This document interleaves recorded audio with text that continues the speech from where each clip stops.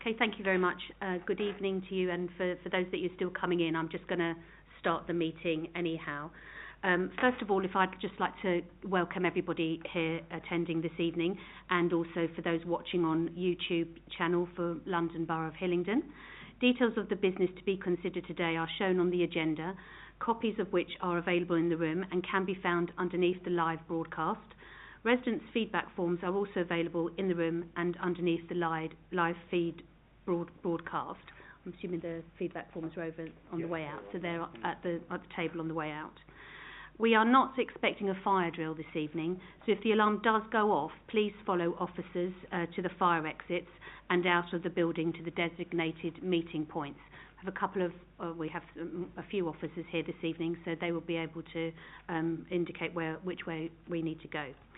For those in the room, please switch off any mobile devices before the meeting starts, or at least please put them onto silent so we just don't get noises coming through.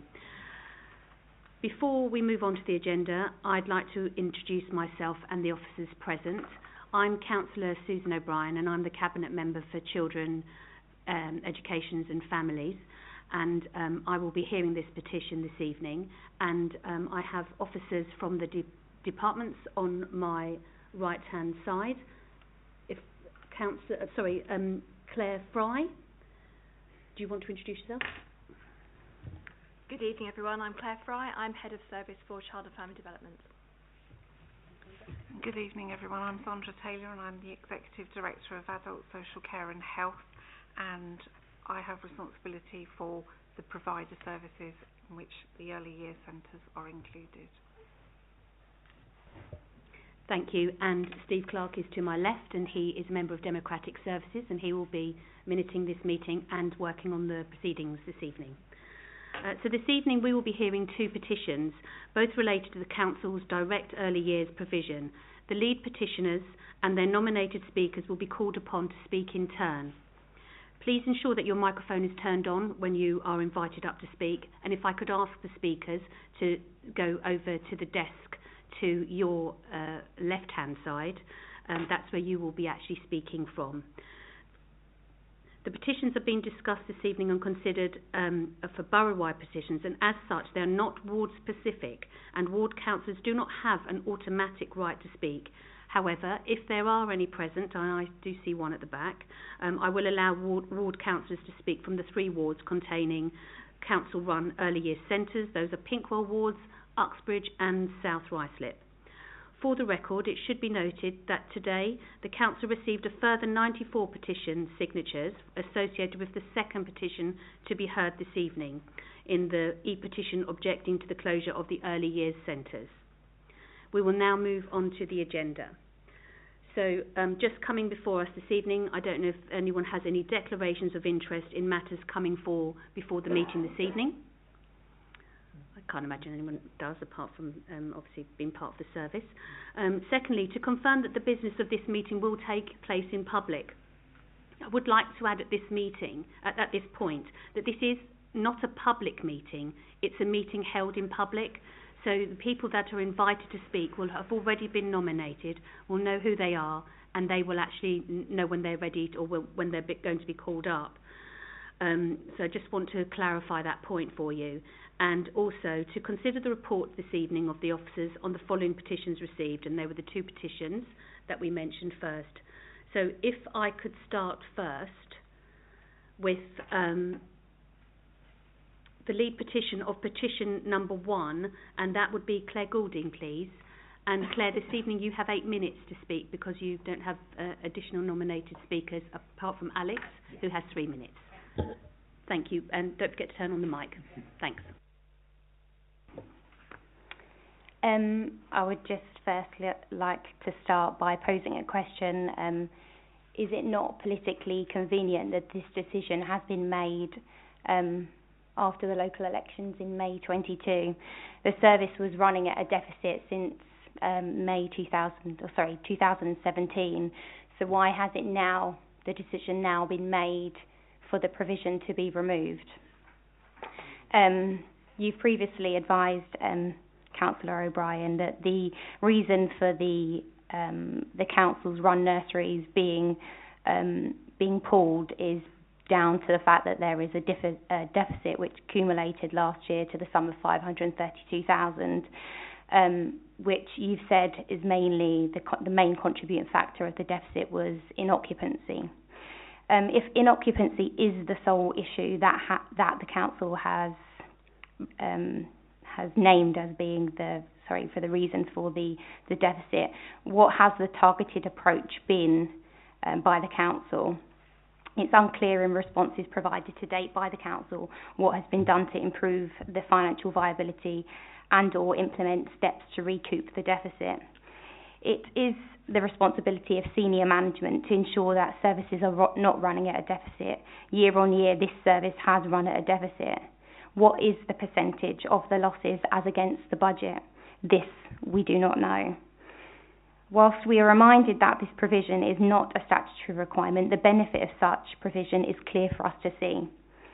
Attending early years provision can improve a wide range of child outcomes, from ensuring healthy cognitive, behavioural, social and physical development to laying the foundations for future longer-term developmental milestones.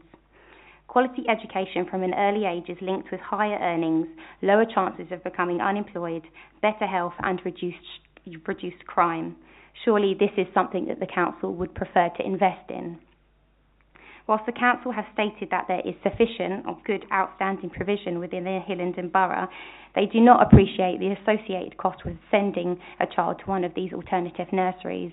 In some cases, it is 50 to 80% more than what we are currently paying per consecutive month.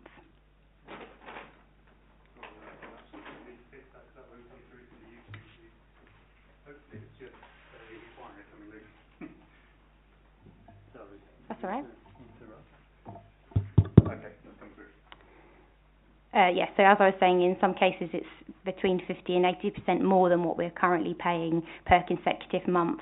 This is obviously in addition to inflationary costs, the additional costs that we'll be spending in energy and rising food costs. In times of economic uncertainty, the council is putting further pressures on working families, not only financially, but it is negatively affecting mental health. The closure of this nursery is personally causing me undue stress. I'm trying to hold down a full-time job while now looking for alternative affordable provision that I feel comfortable leaving my child. I returned to work in October 21. It took 8 weeks to settle my son at South Ruislip Early Years Nursery. Then I had time on my side. I wasn't back to work. I was able to take his lead, to be able to spend the time making him feel comfortable in that setting. I don't have that benefit now. I am a full-time worker, and I now have to try and resettle him in a different provision where I'm going to have to take time out of my working day, which will either be unpaid or it will have to be time that I pay back to the business by way of time in lieu. So that will either be working in the evenings or in the weekends, which is taking me away from my children when I should be spending time with them. My concerns, obviously, as I've mentioned, are that I'm going to have to resettle him somewhere else whilst working a full-time job. And, like many others, the cost of childcare is increasing, mortgages are increasing. I am a working parent and I do contribute, like many others, to the economic growth of this country. And we, as UK parents, face some of the highest rates of childcare among the leading economies. What do you want parents to do? Do you want us to continue working, or would you prefer to push us... Sorry. Is it back up? Or would you prefer to push us back into the house? Sorry. All right, sorry, it's the heavy breathing. Or would you prefer for us to kind of be pushed back into the home setting and for you to subsidise our living by way of benefits? Because, it kind of feels like our hands are being forced in one direction. In the 2022 Conservative Manifesto, you acknowledge, as in the council, acknowledge that residents are facing higher living costs, and with that in mind, you've removed this crucial provision. I'm not sure what's more important, making Hillingdon look more aesthetically pleasing with floral displays in town centres and biodiversity on the roadside, or maybe the lowest parking. Sorry.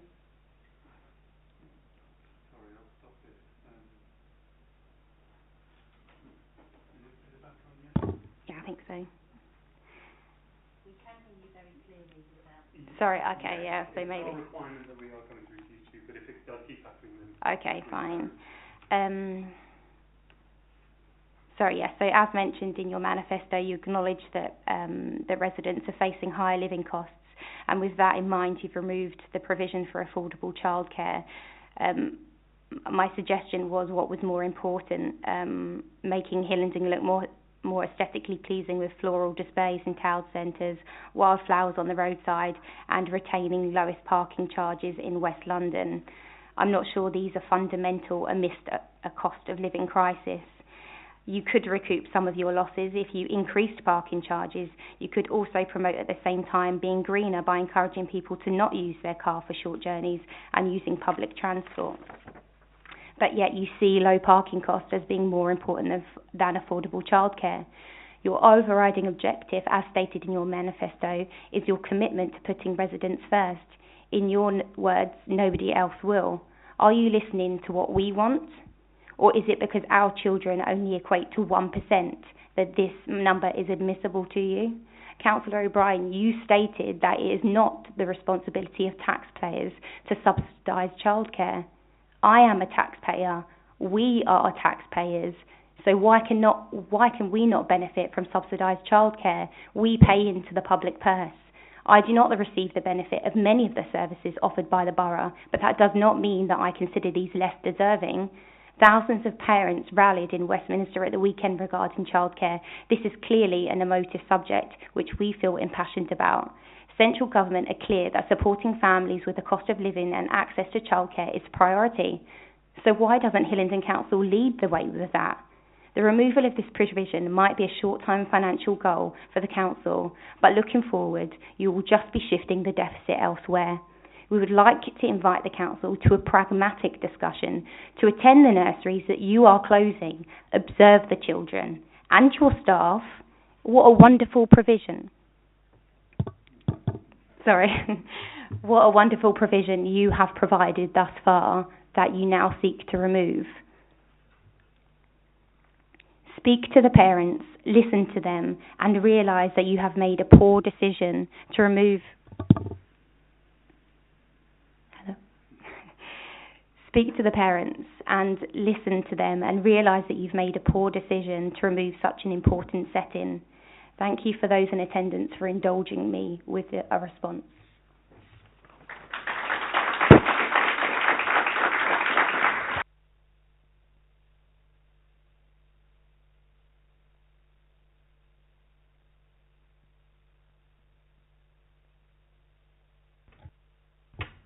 Thank you, Claire, for speaking so passionately.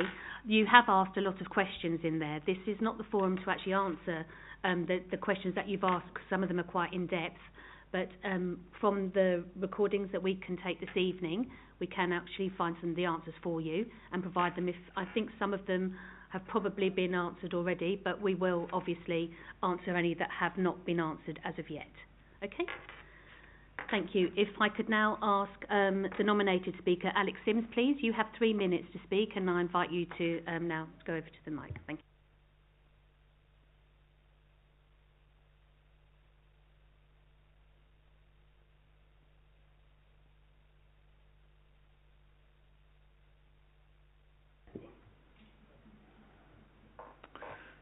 Can you hear me all right? Yeah. I wanted to describe some of the experiences of parents that liaise with us that have used your so far excellent services in terms of these 3 nurseries across the borough, and specifically representing the needs of those with children with complex physical health and learning disability needs. So one of the parents described one of the children with avoidant and traits of autism, particularly challenging behaviour. They started off at the nursery. This is the South Ruislip setting. They didn't need to try other providers. They went through all 3 years prior to school with no problems. They then moved into the school setting, where there was after-school care provided by a private provider. The school found some of the behavioural, some challenges with behaviour, but were able to manage. But the private after-school care struggled to manage the behaviour, where experienced staff in the council-run setting had prior to this done very well in managing the traits of this child. This is due to the experience and the training of these long-term members of staff, many of whom, as it's been mentioned, some of whom have decades of experience in childcare provision. So that's the experience of one parent. I was also going to relay one of the other parents who described the unique ability for this setting, again this is the South Ruislip Nursery, to be able to support his child that had specific kind of physical health issues from childbirth onwards that at points required nasogastric feeding, and again described the support and not just for the child but for the family as being absolutely exemplary in these services. It's something that I've witnessed too, even though my own children that went through South Ruislip Nursery don't have physical health or learning disability needs. So there are concerns. I understand financial viability is and balancing the books, but none of us are naive to the importance of that taking some precedence. But we've got to weigh up the loss of this almost irreplaceable experience that's priceless, really, compared to finances. And then finally, another parent who describes the experience this parent works in the healthcare setting and describes how these settings in particular, compared to other private nursery settings that he's worked in, are able to support children with unique education healthcare plans above and beyond those that he's observed in other private settings. And it is due to the experience and training of the staff in these settings, which we all think is exemplary and we're all here to defend. So finishing up, I had a question in relation to this. And I know that this has been alluded to, but I wanted to ask, what specific measures are you putting in place to ensure there is comparable training of staff and experience in attending to the unique needs of children with complex physical health, learning disability, and in some cases child protection and safeguarding needs in other private nursery settings? We have a concern that it just won't be as equitable as these other settings. Thank you.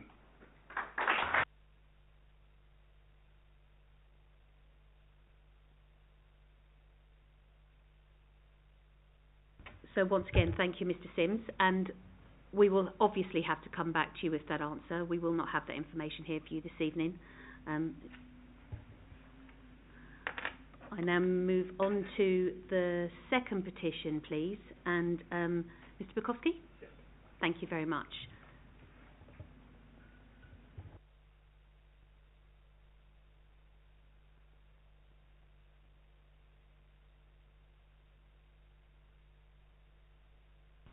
And sorry, I should say you have 11 minutes of time.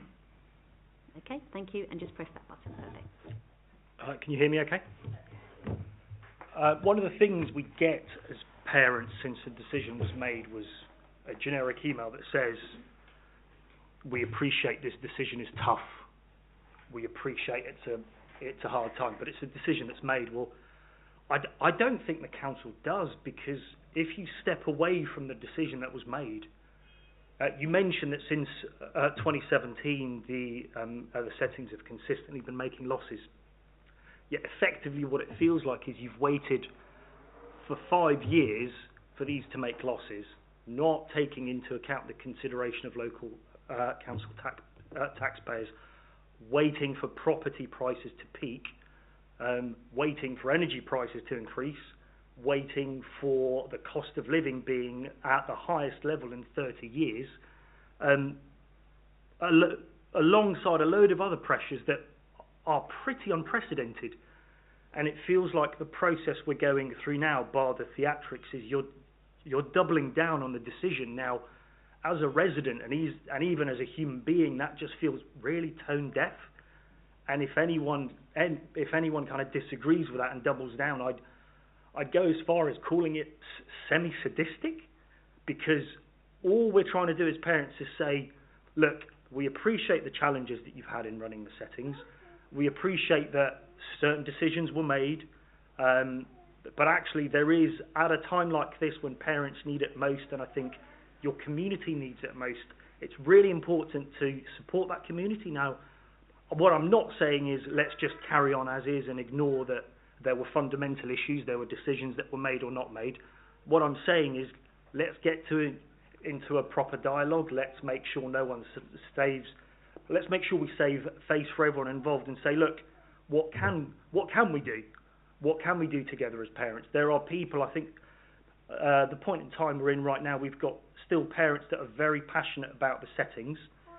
You've got councillors and officers that are very passionate to shut them down, but we've still got staff that are fairly motivated, that have been here for a long time, that actually want to make it work. So why don't we get round the table and say, okay, how do we address it? What are some of the options that we can use? And the reason why I say that is not just to say, let's just work it out and I've got no idea. I think as parents, we've had discussions with other private settings. There are some ideas that I'll happily throw out on the table that I don't think you've properly investigated. And I think on the basis of how the fees have been structured in the past 5 years, if we're well below market rate, I'm pretty confident there's efficiencies and costs. I'm pretty confident it needs new thinking. And I don't mean to make that sound like an advert, but that absolutely can be delivered, because the model that we use is not what private settings use, and there is a balance. There's always a balance of everything. You don't necessarily need to increase the fees for everyone. We do need means testing for certain families, for certain individuals. We have specialist requirements that were mentioned by Alex that can be catered to, and we feel only in our settings. I've got a list of actually other ideas that I jotted down. I clearly can't remember them all. So it's really simple things like looking at our order book. We have the demand for the nurseries. We have the people willing to work there. We have got the waiting list. So I think I've seen some of the settings numbers. Whilst we've got large numbers in kind of your 2 to 5 year olds, an average of 20 per setting, we've got really small baby room. Surely that's the one that brings in most revenue. That's got the that's not subsidised at this stage. Now that is clearly a whole national issue in itself, but we're not here to fix that. We're here to fix the local issue for local residents. That's quite an easy fix in my eyes. There's got to be a balance of ratios. Why don't you use apprentices? Have you used apprentices? If not, why not? Because the private settings are using them, and it's pretty easy. They're willing to work. They've got a career ahead of them. They can deliver. Other elements include, you did mention, I think, Councillor O'Brien, that occupancy is an issue. I don't think it is if we do it right. If the order book is there, you just make sure you fill the places. You just make sure you get the right balance of staff, the right ratios. I don't think it's as complex as people make it out to be. Fundamentally, likewise, I mentioned the fees, other ideas, I mentioned apprentices. Why don't we review the contracts? I know you mentioned before that you may have reviewed the contracts, that you may have done some restructuring. I think a lot of time has passed since that's been done. They're probably up for renewal. You probably have break clauses. Those can easily be reviewed. And likewise, as a council, I've clearly not worked for this council, so I don't know how you guys operate, but I've got family that work for Ealing Council. I know there's a preference for ordering off a catalogue. Usually for certain settings or for certain types of services that councils run, that catalogue will be a premium. So why don't we empower the nurseries to do their own purchasing? Empower them, give them accountability, set proper KPIs. If you do not deliver this efficiency, we'll have to have a proper discussion. I don't think it's been run like that. Now, I'm happy to argue that until I'm blue in the face, but I just don't think it's been done. And I think many other people would agree with me. I think the key thing is we're at a point, we're at a crossroads, I think, where you still have the ability to salvage this, you still have the ability to U-turn, and you still have the ability to save face. And I think that's really important, both for the community, for our children, but also working parents in the borough. And it would be, as mentioned by Claire, let's try and set an example. It's not rocket science, it can be done, and I think with the right skills, we're happy to chip in. We're bothered to turn up to talk about this because we care, so why don't you? That's it, I don't need the whole slot.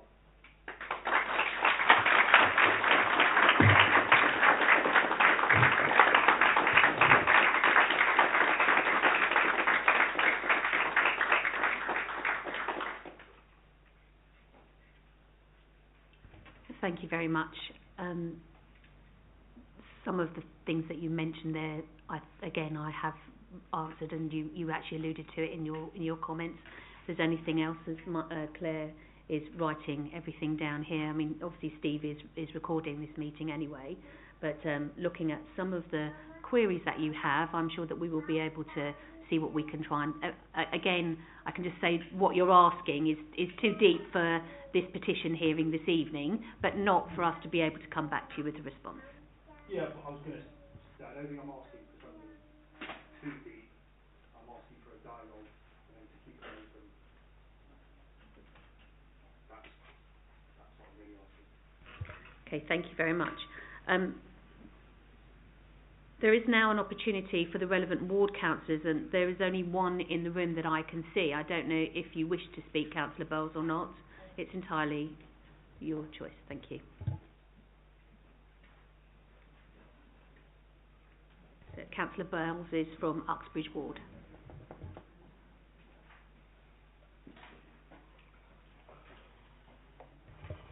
Again, Councillor Bowles, you've got 3 minutes. Thank you. Okay, thank you.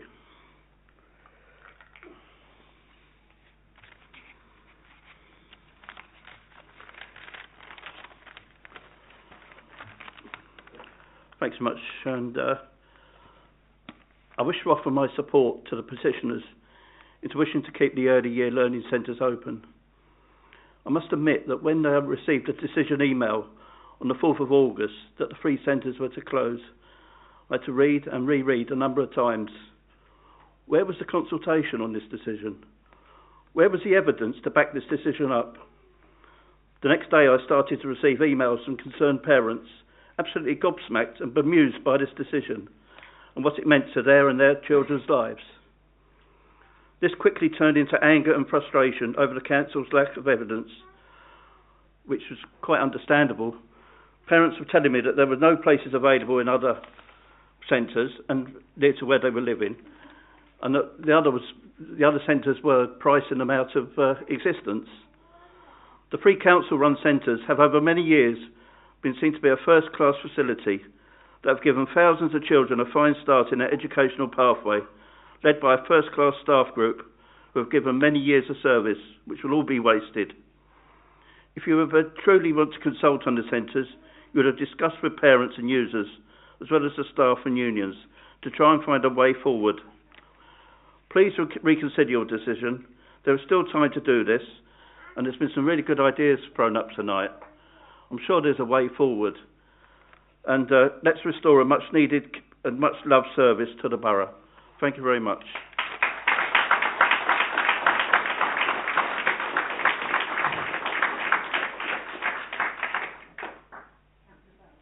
Would you just turn that mic off, please?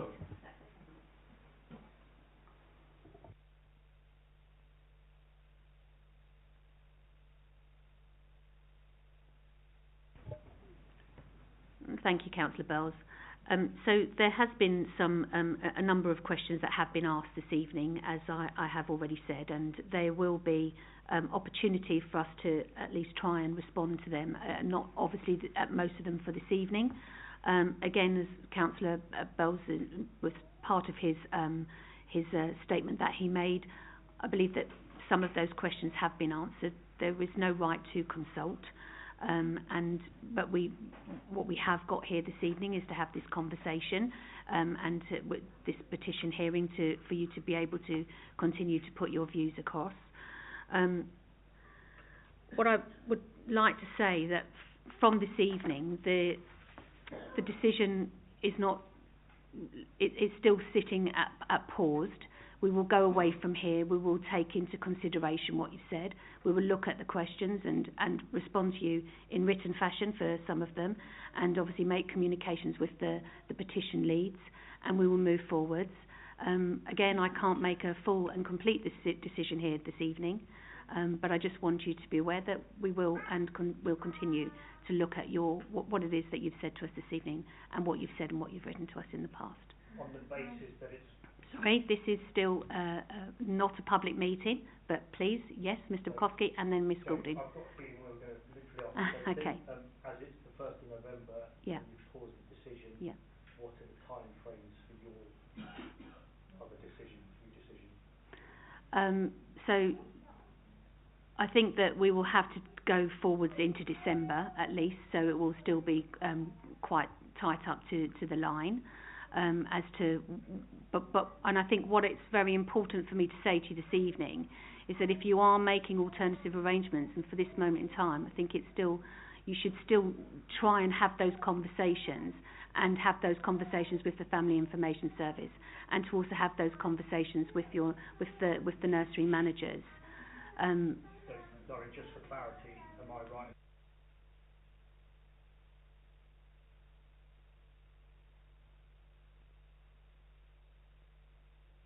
No, we're not waiting for a month. We're still. Some of you will be aware that there are other things going on in the background, and we have to obviously take that into consideration as well. We're in discussions with some of our the clients of the service, so it's more than just this evening, and more than just this evening's decision. It's not the petition hearing tonight won't make won't be the answer to the whole decision. But I can't give you an answer tonight as to when it will be. I would suggest that you still continue to have those discussions, and even for your own peace of mind, know that if the service does wind up, that you have somewhere for your children to go to. But if it doesn't, well, if it hasn't, as I said, the Family Information Service will be the team that you need to continue to speak to. We have, and as I said in the council meeting, as far as a council, we are concerned with the sufficiency and place planning, that there are availability and there are spaces within nurseries. They may not be your first choice nurseries, but there is availability. I'm sorry, and I don't want that to sound harsh to what I've just said. Yeah. That doesn't mean anything. That just goes to show you clearly aren't in touch with the people that are in this room. Well, and the reason why we're speaking to you today.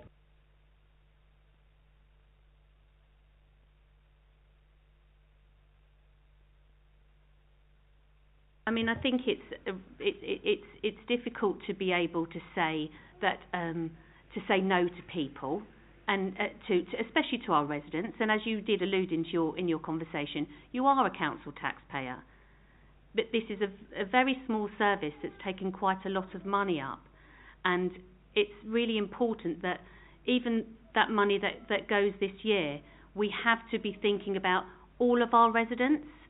And no, sorry, let me finish. No, let me finish, please.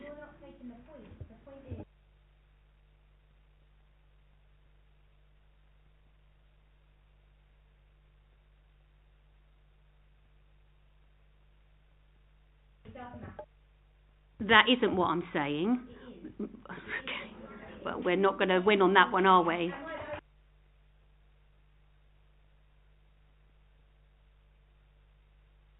Okay, so I think we're not going to win a battle on this one this evening.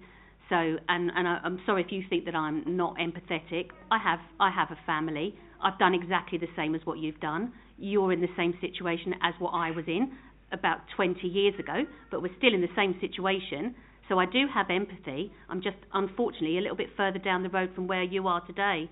But as a working mum, a full-time working mum, I had to do the same things as what you're doing. So there is empathy on this side, but as I said in the full council meeting, and I'll say again this evening, I have to make decisions for everybody, for all of the people and all of the residents of Hillingdon. And I'm sorry that you're a very small 1%, but we still have to make that decision. And that decision, as I said, is on pause. We will look into it, but that's the best that I can offer you this evening.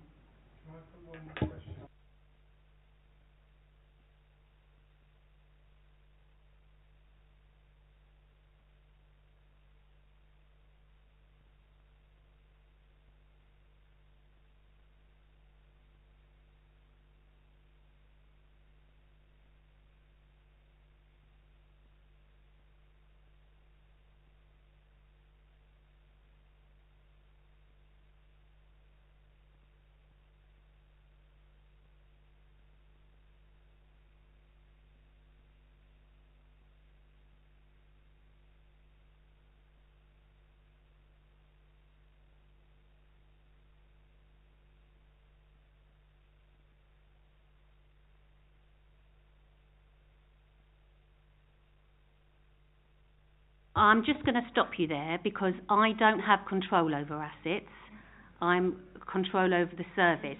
But what I want you to do, Alex, if that's okay, Mr. Sims, apologies, please put it in writing to us and we will be able to respond to you because you're going out of a different road and not in the avenue that I'm in and not my portfolio.